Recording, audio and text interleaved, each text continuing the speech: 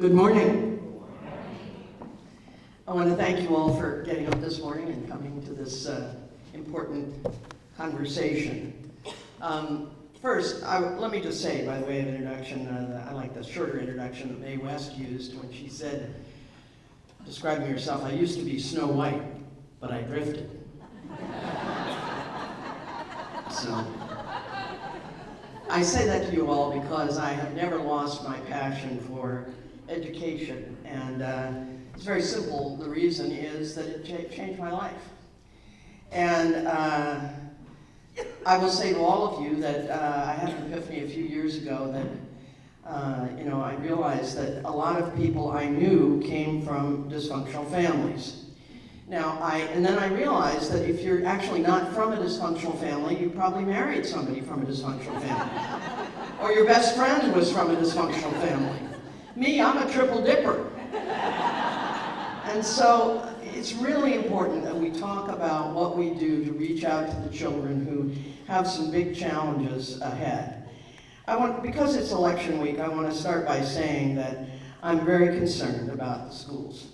I'm very concerned that we have a bunch of people bragging about how much money they gave to schools in the last couple of years, and it was all money that I believe they illegally took from schools. Not $1 more than we were entitled to, in fact, several dollars less. Starting under Governor Schwarzenegger, they've been withholding property tax from schools that should rightfully be going to them. And they're using that as a piggy bank to balance the books of the state of California. So, lest you be complacent about Prop 2 passing, Prop 2 does not help our situation. When I graduated from high school, we were 5th of the 50 states in per pupil spending. This afternoon, we're 37th in overall student spending, but 49th if you adjust for the cost of living. It costs a lot more to live in California than it does in Kentucky. I know, I have 6.22 acres in Kentucky, and my property tax is less than $12 a year. So the cost of living in California is very high, and yet we're spending relatively small amounts, with a lot of people patting themselves on the back about how much they are spending. Let's just be clear here. I had lunch recently with a member of the legislature who was explaining how they had given us $6 billion more. And I said, well, that's 6 of the 13 you owed us. And he said, well, yes, Delaine, but you have to understand, well, you've been in the legislature, this is a process. We have to balance competing interests. We have to worry about water, we have to worry about roads, we have to worry about stem cell research, we have to worry about police and fire. And I said, yes, but the Constitution says not that you should be balancing interests. The Constitution of the state of California says the first priority shall be the education of children through college. It says that in the state constitution. And the member said to me, this member of the legislature, who's a college-educated person, said to me, does it really say that? So apparently he took an oath to uphold a document he has not read. And this is a real problem for us in California.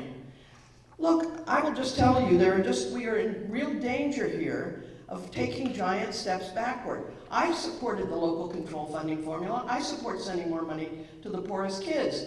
But if we're sending more money for the poorest kids from an inadequate pool of money, we are really just rearranging the deck chairs on the Titanic. At a time when we should be having a conversation about what we can do for the children. And by the way, when Kennedy became president of the United States, he said, we should go to the moon by the end of this decade. I no longer say we all remember where we were when Kennedy was shot, because some of you weren't born yet. But Kennedy said we should go to the moon by the end of the decade, and America did that. What you don't realize is that at the time, a bunch of people said, oh, Mr. President, that schedule is too ambitious. Oh, Mr. President, that's too expensive. Oh, Mr. President, that's too hard. And Kennedy said we go to the moon not because it is easy, but because it is hard. We need to do some hard work in California to educate all of the children. For too long we've been spending a lot of time, and let me just say, educating them from preschool to grad school. Educating all the children from the start all the way through, and by the way, I'm not somebody who believes every kid is going to go to college. I once debated Milton Friedman, you remember him from University of Chicago. They had a voucher on the ballot in California, and some guy in the audience at Silicon Valley got up and said, you know, I can't worry about other people's children. I want a voucher so I can send my 3 kids to a better private school. I want for my kids. I can't worry about other people's kids. And I said, oh, you don't fly? He said, well, yeah, I fly. I said, well, somebody else's child is the pilot on the plane. Somebody else's child is the machinist who machined the parts in that wing assembly when it lifts up so sweetly when you land. Somebody else's child is the mechanic who dismounted the engine and overhauled it and remounted it. We hope he or she did a good job. And somebody else's child is in the air traffic control tower seeing you and your children safely home. The truth is this country runs on other people's children. So I want to say to you all, look, I believe we have to emphasize the language arts and mathematics. But, you know, when No Child Left Behind was passed, it said we only tested science and history in 2 grades, and so there were schools that only taught science and history in 2 grades. The fact is there's so much more than language arts and mathematics. You say that child with music, and that one with drama, and that one with sports. You say this one over here with science, and that one with technology. The truth is that all children need to have some excitement about what they're learning. They're not McDonald's Happy Meals, they're different. And so we have to be thinking about, you know, what we can do to engage these kids in this society. So I believe we also have to have a conversation about service learning. Many of you know the Greeks invented the word democracy, demos and kratos, government by the people. Did you also know they invented the word idiot? It meant one who does not participate in politics.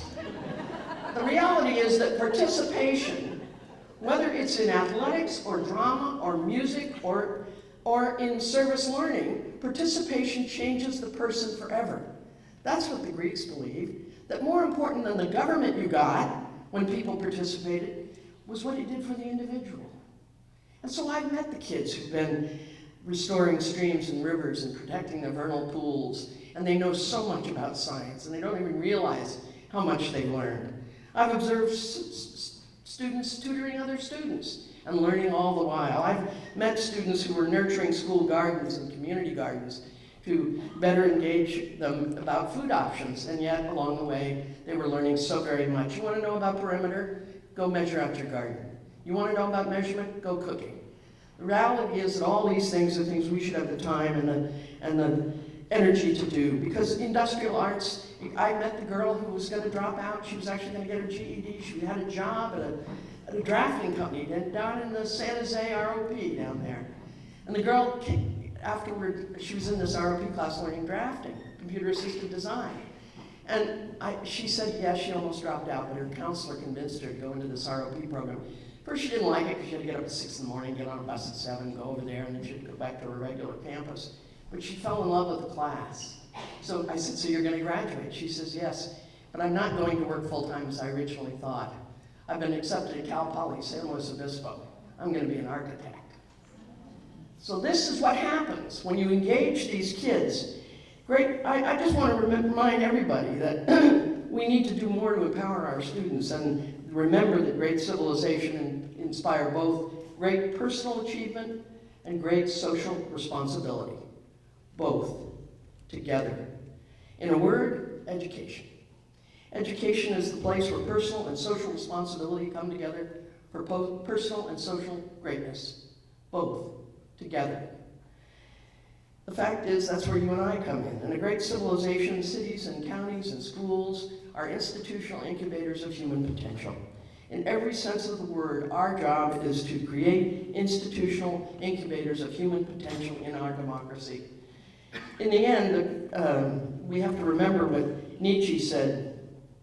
He was asked, he had a wonderful poem that he wrote, and when Viktor Frankl was asked how he survived the Holocaust, he quoted this line from Nietzsche. The line is, he who has a why to live can bear with almost any how. You're here today to talk about how we give the kids the why that they're learning and the why they're in school. The journalist Richard Cohen once observed, those with nothing to gain have nothing to lose. If you want to understand why our children are joining gangs or engaging in self-destructive behaviors, dropping out or getting pregnant in their early teens, vandalizing or self-destructing, please remember how very costly it is to have a generation of children with nothing to lose. The truth is, we can speak of test scores and teacher training and argue about class size, but that none of it will matter if the children are not protected in their classrooms. A school that is not safe from violence is not safe for learning. And although school safety reports show a decrease in the number of weapons on campus, recent shootings and incidents of bullying make it all too clear how much more must be done. There was something on the news this morning when I was driving in about putting police at a local Bay Area high school. When we have to remember also that our state is dead last in the number of counselors, dead last in the number of school psychologists, dead last in the number of adult people in schools. We have more kids per adult, if you added all of them up, than any other state in the union. It means that we have so much more. We need our counselors, but we need more than our counselors. And let me just say to all of you, we have violence against others, but we have an incredibly high suicide rate among our kids. And that's just not acceptable. So we've got to give them a why to live. And frankly, the reality is we have to understand that most people who come from dysfunctional families become functional adults. And you know what they have in common? They have a mentor or mentors other than a parent, most commonly a teacher or more, and they got more education than their parents got. The fact is that we talk about the idyllic Ozzie and Harriet. Anybody read Halberstam's The 50th? The 50s, I mean? The 50s is all about Ozzie. One of the chapters is about Ozzie and Harriet.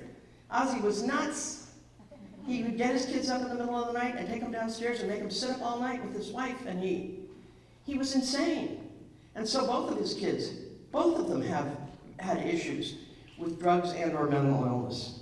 The fact is we have to understand that we have to build systems to educate our most vulnerable children. I love Bonnie Bernard. She worked at West Ed for many years, wrote a wonderful book on resiliency.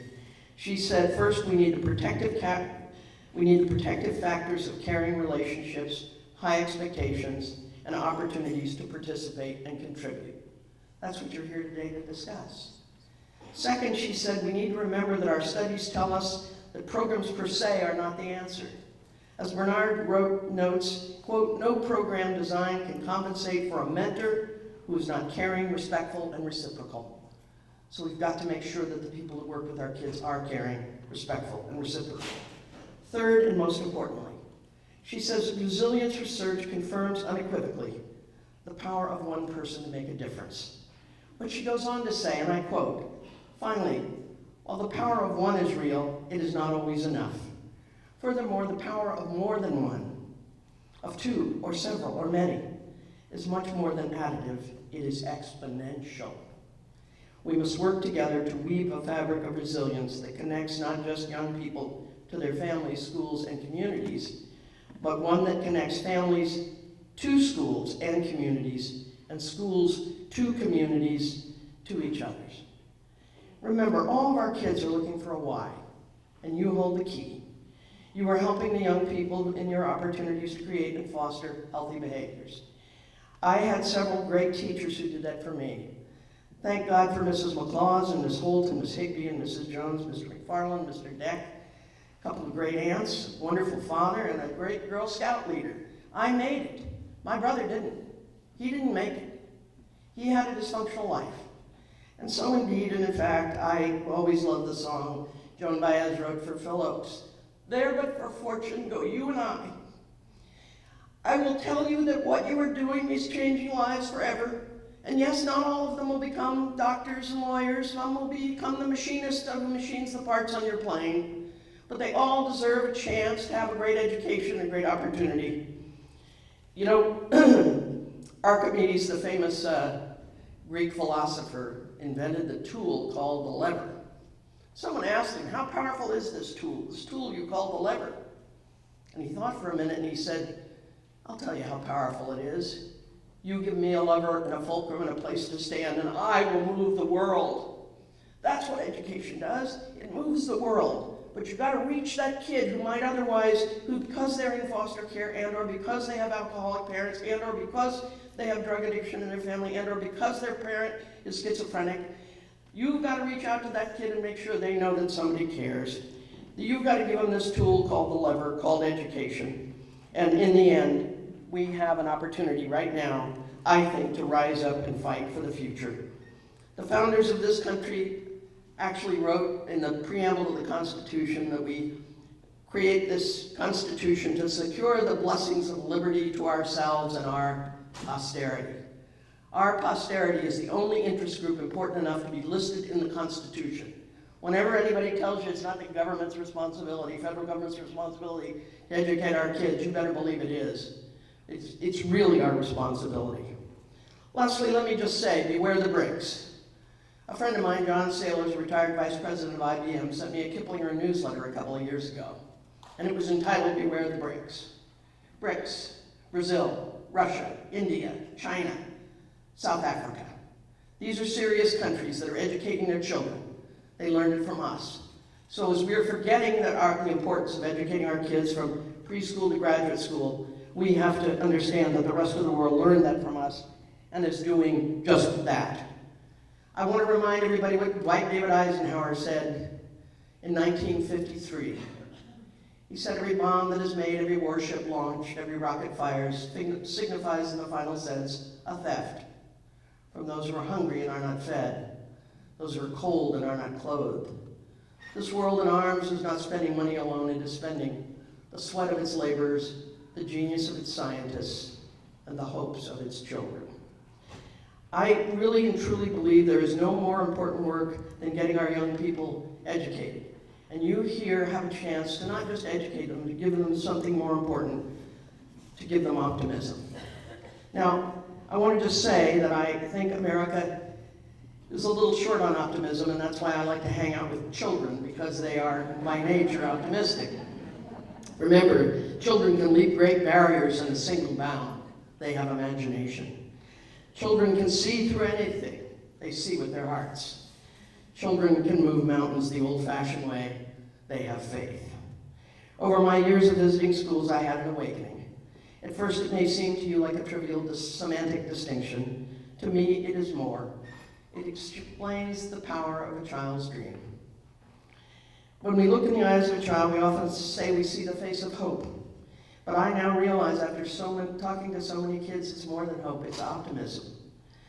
Optimism is running to the lab, it's trying again and again at the computer, it's trying again and again at the basketball hoop. Optimism is a girl waiting in a tide pool in San Diego, a homeless girl. She told me that her parents had moved to San Diego so she could become a marine biologist. She loved waiting in the tide pools. Well, I believe she can become a marine biologist because of people like the people in this room. So in the end, America is not just in need of hope. The perfect, beautiful possibility is obvious. America is in need of a good case of optimism. You catch it from children and young people. And ladies and gentlemen, I'm a carrier. And that's why I came here this morning. Because of the work you're doing, I know you are too. You must help our people in Sacramento to understand the importance of the most important thing in the Constitution of the state is the education of children through college. You must help them because the drop in the number of kids studying to be teachers is 75%. The drop in the number of classes community colleges are offering for child development is 35%. We are moving in the wrong direction. And we must move this great state and this great country forward. And it starts with each and every individual child and with the work that you are doing. I can't imagine a more important place to be this morning than with you. And I thank you from the bottom of my heart for your wonderful work.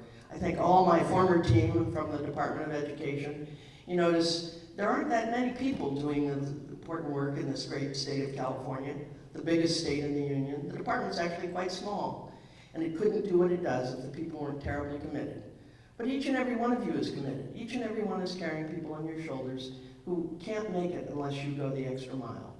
So thank you for coming here to advance your skills and to change things for all of our kids, every single one of them. You never know, some dysfunctional kid might become superintendent of public instruction. Thank you all.